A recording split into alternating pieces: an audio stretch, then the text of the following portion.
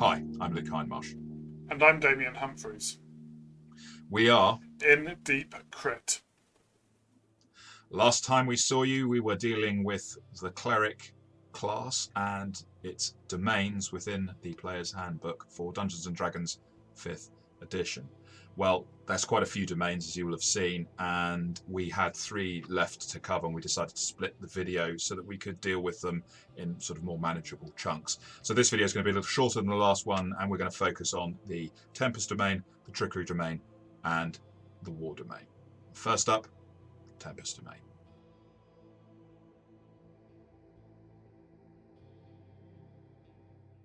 Tempest Domain. So, gods whose portfolios include the Tempest Domain, Talos, Zeus, Thor, all those lightning and thunder gods. Uh, Obviously, you get the bonus spells, as all domains do, and these are all very, very thematic, very flavoursome to do with the Tempest Domain. So at first level you get Fog Cloud and Thunder Wave, and that goes on. You get Shatter, Sleet Storm, Ice Storm, Destructive Wave, and so on. Also at first level you gain proficiency with martial weapons and heavy armour. And the other ability you get at first level is Wrath of the Storm. So you can thunderously rebuke your attackers. When a creature within 5 feet of you hits you with an attack, you can use your reaction to cause the creature to make a dexterity saving throw.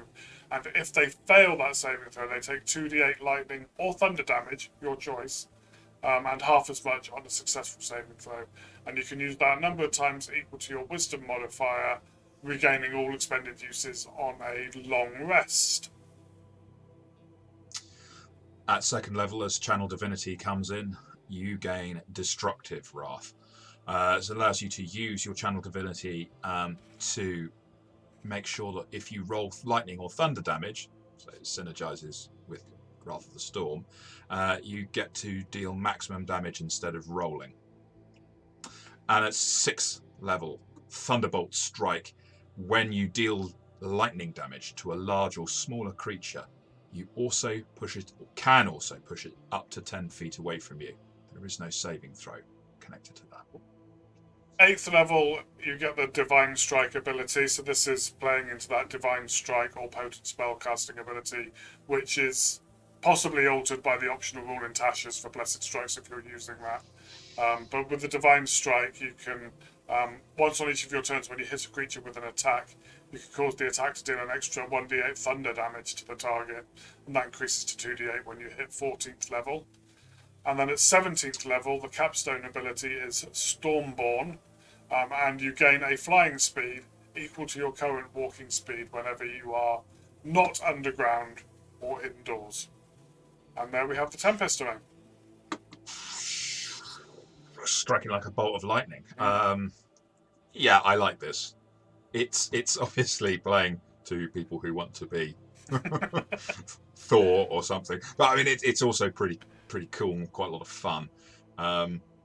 Nice that it gets martial weapons and heavy armor. Yeah. The combination plays up those spells. Okay, Fog Cloud is in at first level, and I have a Fog Cloud is a particular bugbear of mine, both a bugbear in every sense of the word, because it just the number of times other players have used Fog Cloud, and I'm like, not there may be some, but it is cool. There may be some history with our role-playing group and the use of Fog Cloud. That's all I'm saying. Oh yes, there may be some history there. I can't help but wince when someone says I cast Fog Cloud. I'm like, no. Even if it's a really good idea, it's just like. But anyway, the other spells on there, Shatter, that you don't get on the Cleric spell list, Sleet Storm, Ice Storm, Destructive Wave, all of these extra spells that are not only thematic but really quite potent spells. I personally love the spell Shatter. It's a very useful great spell. This whole Wrath of the Storm synergy with the Channel Divinity Destructive rather than Thunderbolt Strike. I mean, that's obviously playing up to a particular power that you get, but it's very nice. Okay, it's limited in number of uses, but it's potentially doing quite a bit of damage. And knocking them back. And if if you're using your destructive wrath ability, being able to do max damage on that is pretty cool. It's not the largest amount of damage, and probably it tails off in its usefulness later on, but it's always going to be nice to be able to guarantee doing an extra 16 points of damage and knocking a large creature back 10 feet. That's pretty cool. Yeah, absolutely.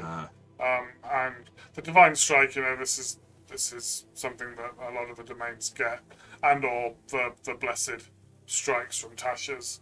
And the Capstone, a flying speed. 17th level is quite late. You've probably already got other ways to fly by this point, in all fairness. But this is a free flying speed. This is Thor whirling his hammer and taking off into the air. It's just, the imagery involved in that is so evocative for me that I can't help but love it. We've got. I mean, my touchstone for Thor is a little more is less the Marvel Thor, but nonetheless, it's cool. It's nice to be able to fly. It's a cool. It's not a powerful, super powerful capstone, but it's a decent one, and I don't think you can be disappointed with being told you can fly. You can now fly. That's pretty cool. And interesting. I was thinking we're talking about synergy. Divine Strike here does thunder damage, which of course doesn't let you use Thunderbolt Strike to push, but you could do maximum damage with this. So you could let's think this through. So if you're using Wrath of the Storm, you could. That's when when a creature within 5 feet of you can see hits you with an attack, you're using your reaction to do damage to it. This is the other side. When you're hitting it, you can do damage to it, which you can make maximum. So again, at 14th level.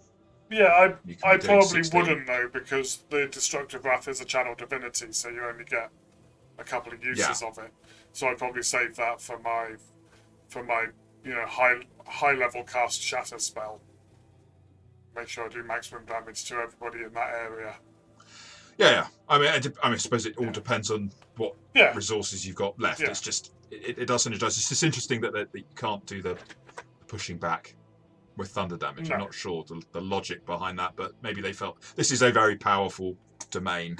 I think it would be nice if we did that on thunder damage as well, but would it be a little overpowered? Possibly, actually.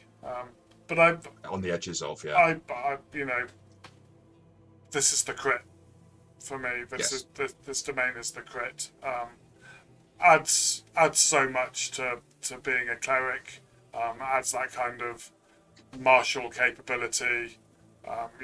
Just builds and builds and builds, and everything on here builds onto what the class and the subclass already does.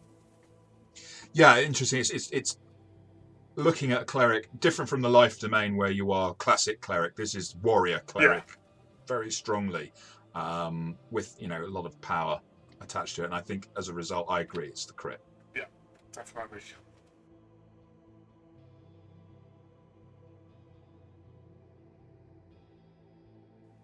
Creeping up on us out of the depths of the temple, out of the shadows, comes the Trickery Domain. And at first level, obviously, you're going to gain access to these bonus spells, things like Charm Person and Disguise Self, moving up to other spells such as Blink, Dispel Magic, Polymorph, Dominated Person.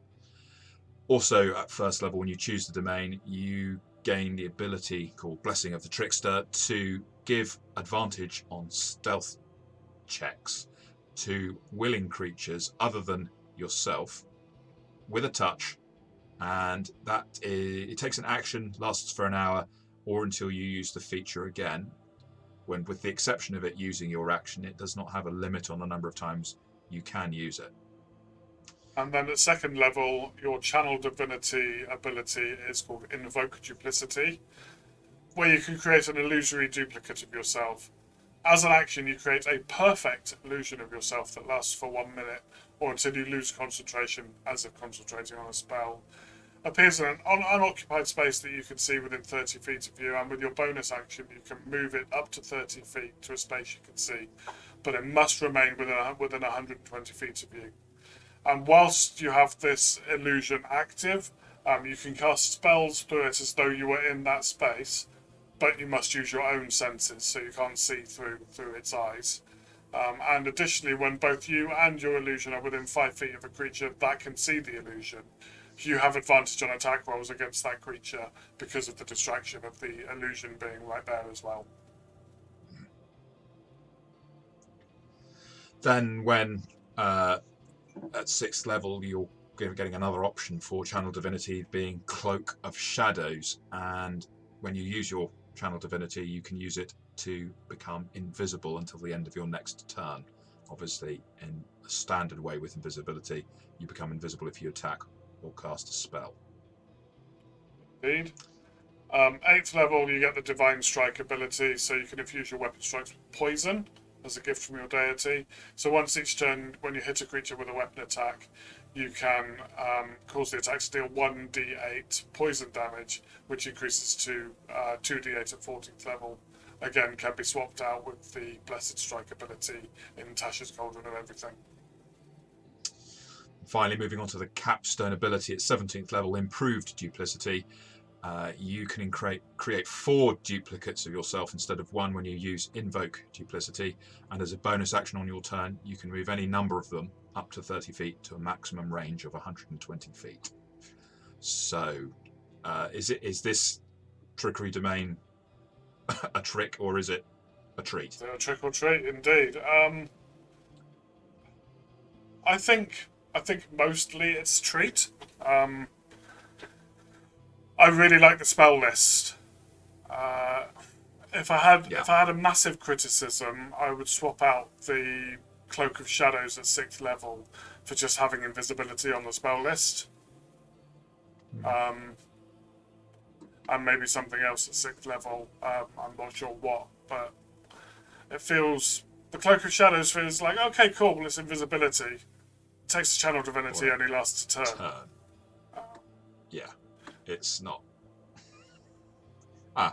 Yeah. Blessing of the Trickster is good, especially if you've got that clunky fighter or paladin and you need to sneak past some guards or a sleeping manticore at the mouth of a cave or something. This gives you a bit more of a chance to do that. Yeah. I mean, you're never going to be sneaking with your party, the rest of your party is never going to be sneaking with disadvantage with you around. Yeah. So long as you can do it one at a time. Yeah. Which is potentially very useful. Yes. Invoke Duplicity. It's interesting. It's interesting. It's a bit like a weakened familiar, isn't it? Because it can give you advantage. It can give you advantage and give anyone else advantage. Rules as written can't give anyone else advantage. Yeah. I personally, as a dungeon master, would allow it to give somebody else advantage as well. But that's my home brewing. That's not rules as written. Being able to cast spells through it, so tactically you could deliver some touch spells. You could maybe deliver a Cure Wounds if you've got a party member down that you can't get to, but your illusion is closer. You could stick an Inflict Wounds through it without necessarily getting in the front line yourself. Yes. That's useful. Yeah. Range of 120 feet. It must remain within 120 feet of use. I mean, that's pretty useful. I mean, I see that, as I say, I see this sort of like as a kind of a familiar, but not so and it being increased by the Capstone ability, so you get 4 of them. I don't see that 4 is that much better than 1, to be honest. I mean, so my criticism of this, apart from the fact it takes concentration, which can get in the way of your spellcasting, so that's a bit annoying. But anyway, is this really depends on who your DM is. So still just taking it rules as written. Well, who's to say the illusion does anything except give you advantage? Yeah. Does it mean, okay, the DM might say, well, the creatures then react to it as if it's you, and they'll attack it or they'll respond to it. But there's no saving throw for them to disbelieve or otherwise. It doesn't say that they believe it's you. It may be a perfect illusion, but it doesn't mean that it's anything. Yeah, and then still down to the DM's discretion. Yeah, absolutely. ultimately improved duplicity. The only benefit I can, unless the DM is allowing or making that have some specific impact on the behaviour of the creatures that you're facing, your enemies, or maybe not enemies, but whoever you're facing, whatever the situation is, then all that does as a capstone is let you possibly have 4 locations where you are casting. Yeah. You're able to cast your spell at. So, okay, you could inflict wounds on the front line in 4 locations, or 4. 2. Well, yeah. 3 and having one beside but you. you've only so got that one have action a turn, so you can only cast the one spell a turn. You can well, exactly. That's only just allowing you to have a tactical. Yeah. No, exactly. But you can get a tactical. Well, at the point I mean is you can get a tactical choice. It gives you a bit more option. But this is so dependent on how a DM chooses to make the creatures react. Now, I would have the creatures. There would be a reaction to the illusion. Yeah. Whether or not it's buying the illusion and believing it depends entirely on circumstances. But it wouldn't just be like, but I can quite see a situation where you use it and it does nothing at all. Yeah. And look, so we're looking at, when we're doing these videos, we're looking at the class and the subclass within itself. We haven't really talked about multi-classing or anything like that. No. That's not an issue we're taking into account. Not yet. I'm going to take it into account with this domain. I think this is brilliant. Roll up your first level rogue, take 2 levels of Trickery Domain, and then go back to playing a rogue.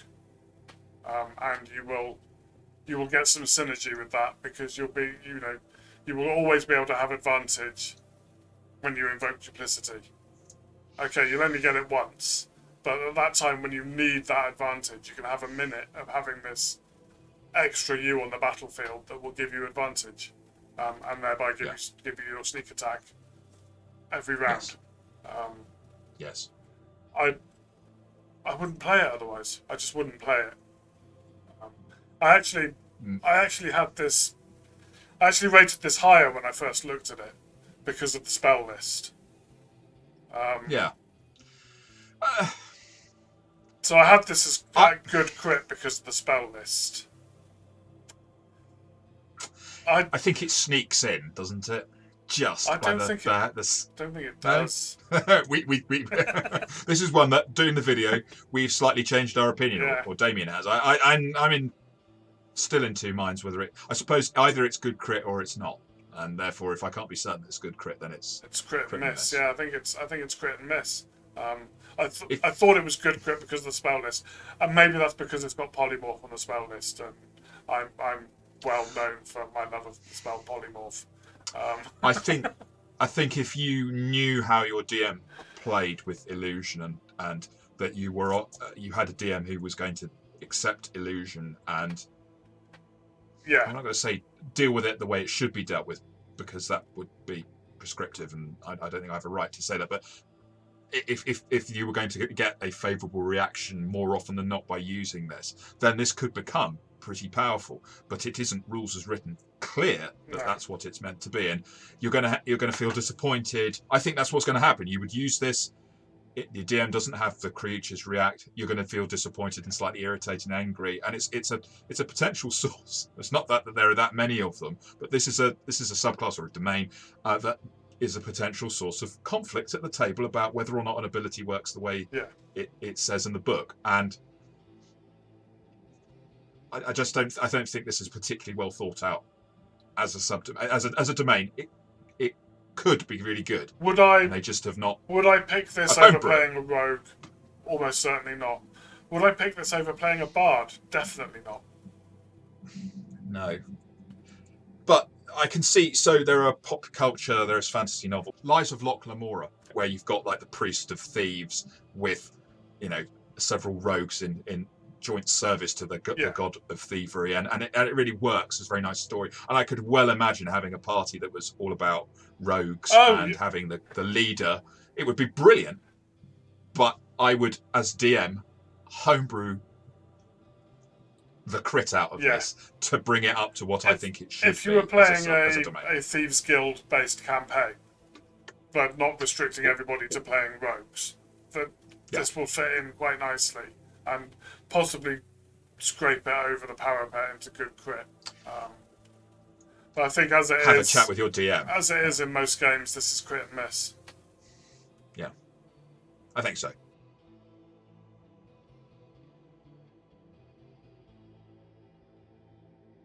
Smashing their way onto the battlefield, taking things down with their warhammer, crushing their enemies beneath their hammer and beneath their feet. We have the War Domain Cleric, coming in as the last one presented in the player's handbook. And you're going to get those bonus spells, which in this case you have at first level Divine Favour and Shield of Faith. Moving on to some notable ones: Magic Weapon, Crusader's Mantle, Stone Skin, and Hold Monster at 9th level. Bonus proficiencies at first level, you gain proficiency with martial weapons and heavy armor, which is in keeping with being a War Domain Cleric. And also at first level, you get the War Priest ability, so your god delivers a bolt of inspiration to you while you're engaged in battle. Whenever you use the attack action, you can make one weapon attack as a bonus action, and you can do that a number of times equal to your wisdom modifier, minimum of once, and regain all uses of that when you finish a long rest. At second level, when you get Channel Divinity, you have Guided Strike as your optional ability. And when you make an attack roll, you can use your Channel Divinity to gain +10 bonus to the roll. You make this choice after you see the roll, but before the DM says whether the attack hits or misses. And that ties it very much to the 6th level ability. I'll let you deal with, and then I'll deal with. So 6th level ability, again, using your Channel Divinity, and it's War God's Blessing. So this is when a creature within 30 feet of you makes an attack roll. You can use your reaction to grant that creature a +10 bonus to the roll using your Channel Divinity. Again, you must make this choice after you see the roll, but before it says whether the attack hits or misses. So essentially that's giving your Guided Strike to somebody else. At 8th level, you get Divine Strike. It should be familiar, considering the number of other domains that get something almost exactly the same. The difference here is that when you do the 1d8 damage, the damage delta is the same type as the weapon you're using to strike the target. Again, go to Tasha's Cauldron of Everything if you want to see the alternative option in place of Divine Strike. And that leads us to the capstone. Yes, Avatar of Battle. At 17th level, you gain resistance to bludgeoning, piercing, and slashing damage from non-magical weapons.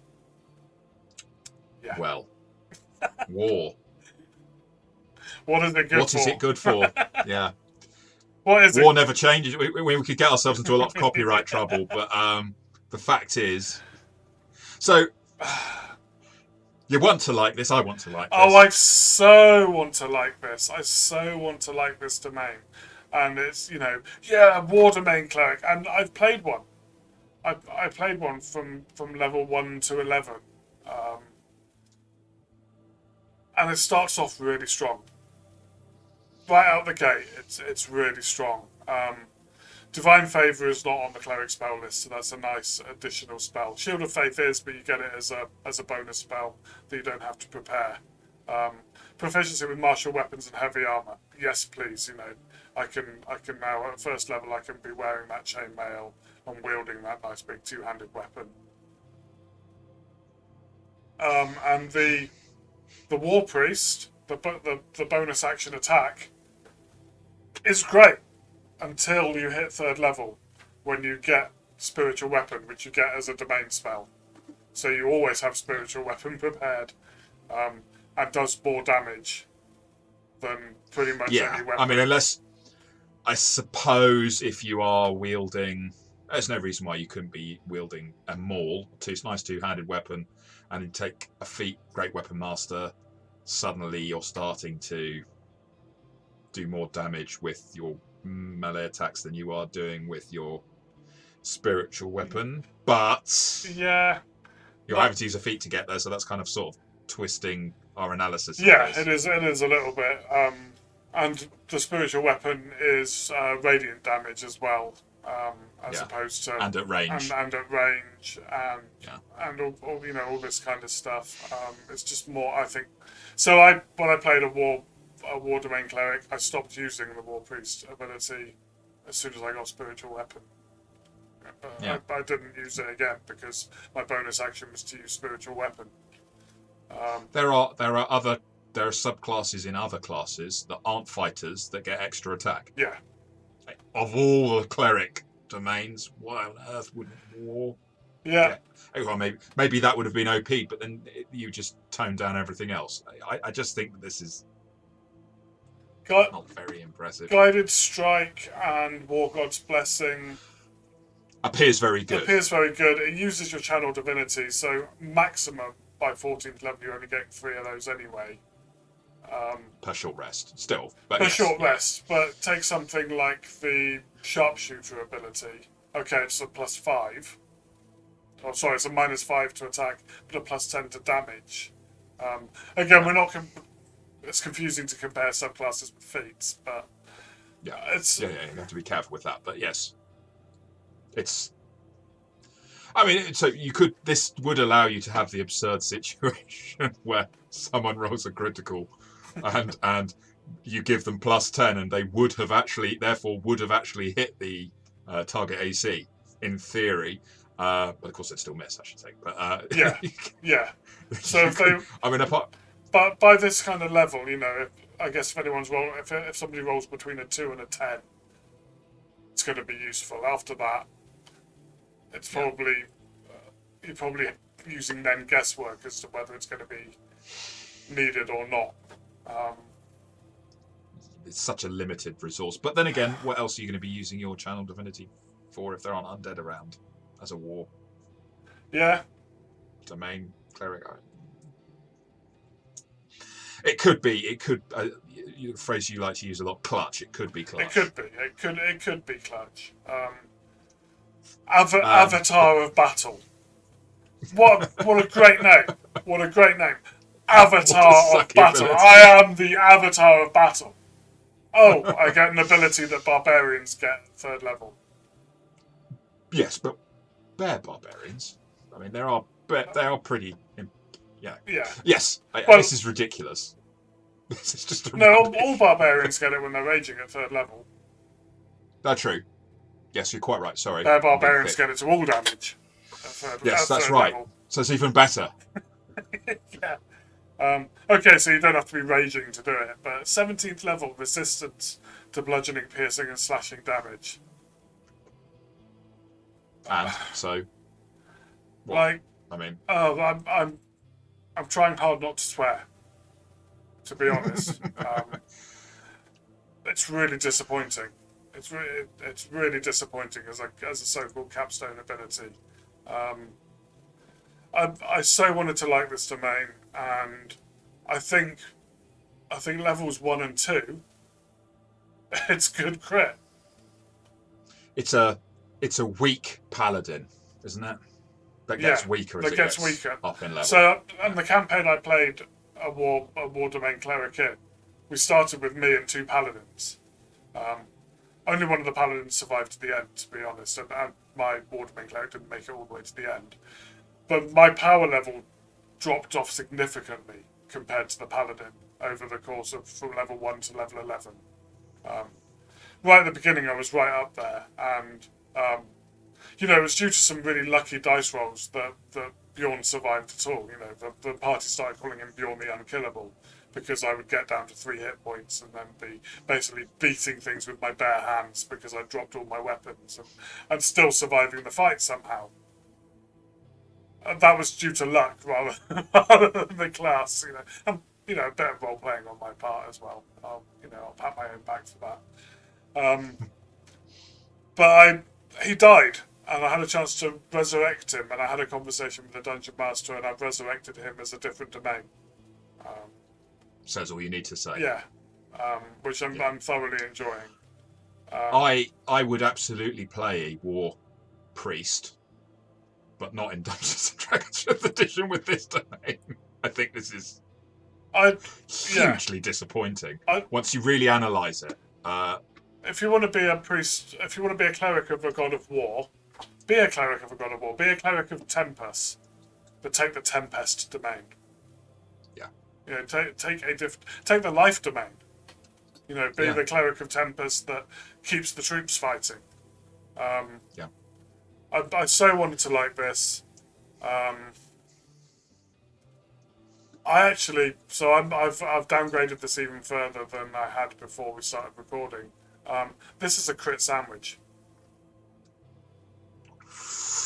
Ooh, you've gone up. Oh, yeah, okay. And I didn't think I'd say that about any cleric domain.